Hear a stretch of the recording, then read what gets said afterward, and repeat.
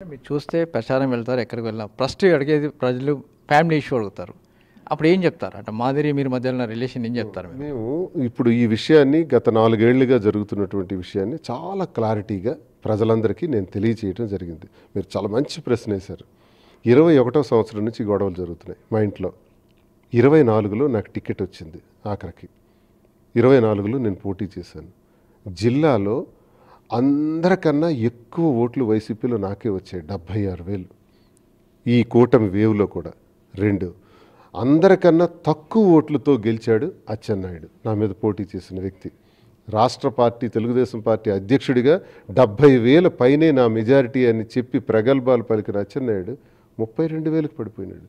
ఆయన ద్వారా టిక్కెట్లు పొందిన వాళ్ళు 54,000, 60,000, 45,000 మెజార్టీలతో గెలిచారు. సాక్షాత్ ధర్మాన ప్రసాద్ 54,000తో ఓడిపోయాడు. నాకన్నా తక్కువ ఓట్లు వచ్చాయి అతనికి.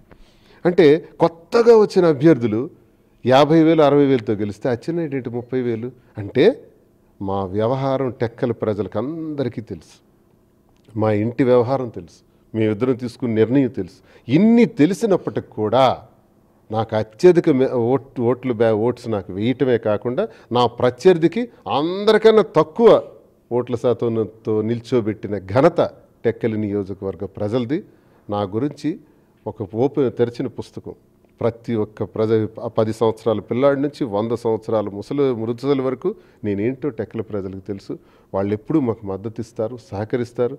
ఇప్పుడు కూడా మేము ఉన్నామన్నా, నువ్వేమీ ఒంటరివాడు అని అనుకోకు, నీకు సస్పెండ్ చేశారని బాధపడకు, మేమున్నావు, నువ్వు ఇండిపెండెంట్గా ఇస్తే నీ వెనక మేము ఉంటామని మొత్తం మద్దతుగా ఉన్నారు. రేపు మీరు చూస్తారు సార్, ఆ టైం వచ్చేటప్పుడు నా బలం ఏంటో చూపెట్టారు.